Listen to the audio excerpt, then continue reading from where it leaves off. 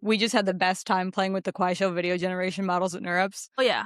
Irene, you want to tell everybody about what we made with this tool? Yeah, we got raptured. So we told the model to send us to space, and we took a 3-people selfie. So me, Lily, and Jordan, our boss.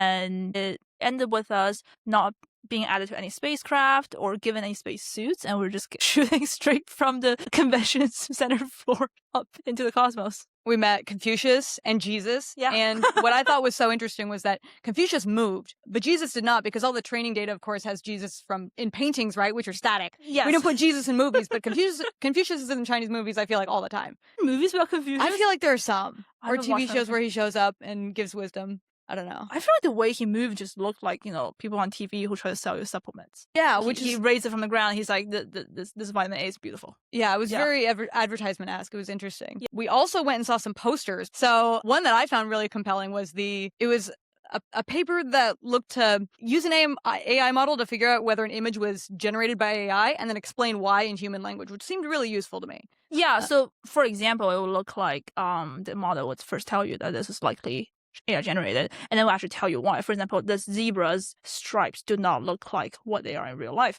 which I think would actually be really useful, because a lot of people may not necessarily trust the AI labeling things on social media very much. So it's not, if it gives you reasons, then maybe that will help people actually be more critical when they consume information. Yeah, absolutely.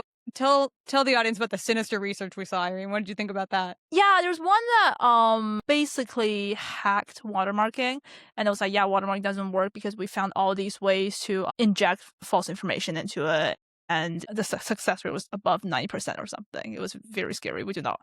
We're glad someone's doing the work to work on that, but hopefully that does not succeed. Yeah. You want to tell them about the protein guy? Well, yes. So had a really fun conversation with someone who works at Miller, and about how he's working on AI for science, and specifically AI in biology, and how he's applying NLP techniques to protein structures. And I'm going to absolutely butcher the scientific concepts here. I did not take biology in high school, but basically there are some really interesting fundamental problems that come up when you put NLP into scientific research, because, for example, redundancy in NLP is, as it is used for language models and for commercially viable language models, is very different from how you will value redundancy in, say, a lot of data about protein structures, because maybe it's very good that certain protein structures happen all the time. Maybe that tells us a lot of useful things. And the techniques that come out of large language models do not take that into account. So that's got me thinking a lot about the questions that might come up in terms of methodology when we take AI to science, and also lots of exciting things that might happen. Yeah. It's cool to see all the different applications of AI that are at play here and on display at the convention. Renaissance Philanthropy is working on interventions in middle school level math, which I thought was so wonderful and something we definitely need more of in this country. And I learned, shockingly, that only 2% of the educational intervention methods available in the market in the United States have any research behind them proving that they have any efficacy whatsoever. So hopefully AI can do something about that. I think that'll be really wonderful. And I'm just so happy to be here as a journalist, even as someone who doesn't have a lot of technical expertise, and everyone's been so nice to us, which is great, because, I think the whole field is dealing with the question of how to explain what they're doing to the public. And it's really important to be able to, explain AI advances in a way that people can understand. And it's not a solved problem. I think people are really pessimistic about AI, and there's a lot of elite misinformation out there about water usage, et cetera. And I don't know, it's good for researchers to get the reps in talking to regular people about what they're doing. Yeah.